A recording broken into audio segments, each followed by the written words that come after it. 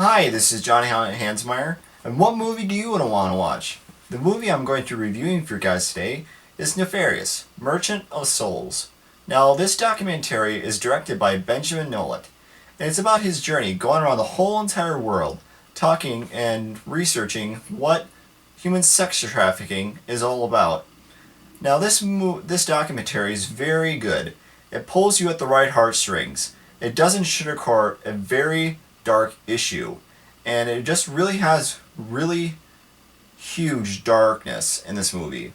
And what I mean by that is it's probably one of the darkest movies I've ever watched, and it just really does not sugarcoat this really important issue. And so, Benjamin Noet, the director, he goes around the whole entire world to do his research on what the human sex trafficking is all about. And so he goes to Amsterdam, and he finds like these women in bikinis, and they're just walking around these poles in these stores.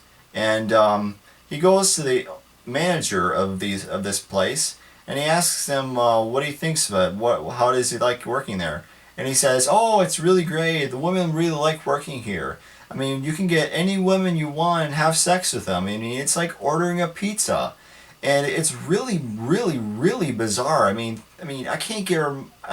mind can't wrap around how crazy this is. I mean, you can literally just pay money to have sex with a person. I mean, and the craziest part is, like, these women, they think it's going to be an amazing lifestyle to be able to just go into a world where you're earning money and going to be like having sex and going to have the high life.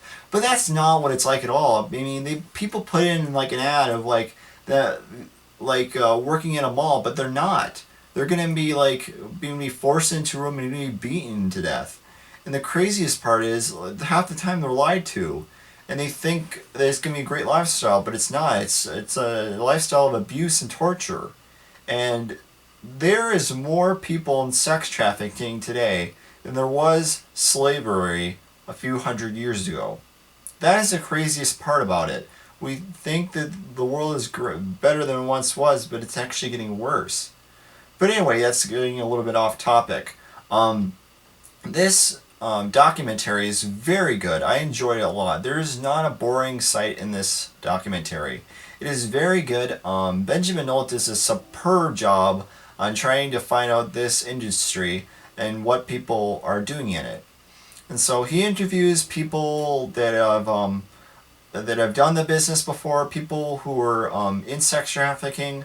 The best part was in the interviews of the women who were in sex trafficking. I mean, there was like this one lady who actually liked doing it for the first few years. She liked doing it. She did it in Las Vegas. And then eventually, as time went on, she realized that she's just nothing, and it's just pure darkness. And she's like screaming for help, but she hears nothing but an echo.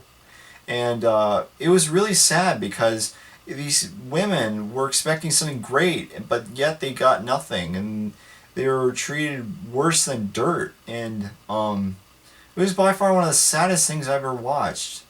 Yeah, there was people like in these Asian countries who literally sold their kids for sex trafficking in order to get money. And these are poor countries, but these families that are sold their kids, they are not even working. Half the time, like the fathers, they're just sitting around on their butts and not doing anything. And it's very, very sad.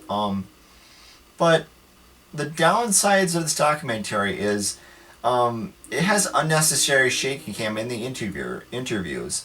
There are times where I just want to relax and be able to just watch a person tell their story, but instead we're constantly getting this all the time, and it's really distracting because it's not really showing you what important camera angle it should be at.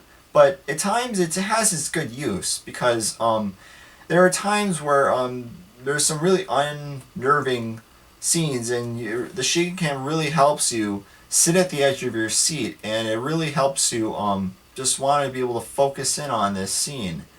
Another downside of this documentary is there tends to be a little bit too much screen time for Benjamin Nolan, in my opinion.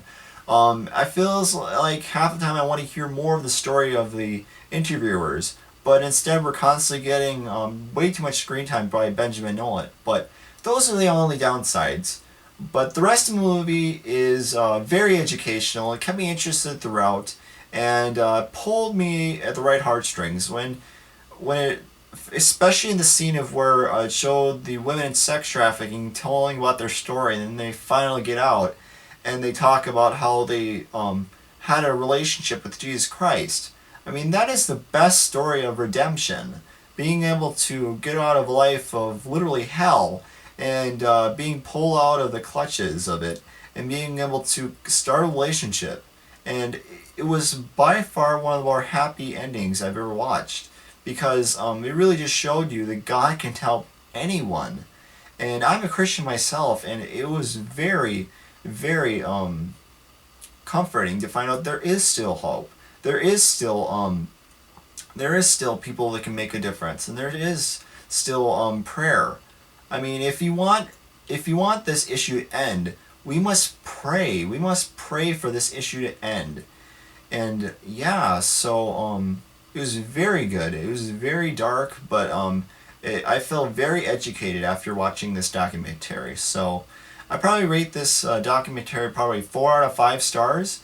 And yeah, that is my review of Nefarious, Merchant of Souls, and I hope you guys have a great day. Bye.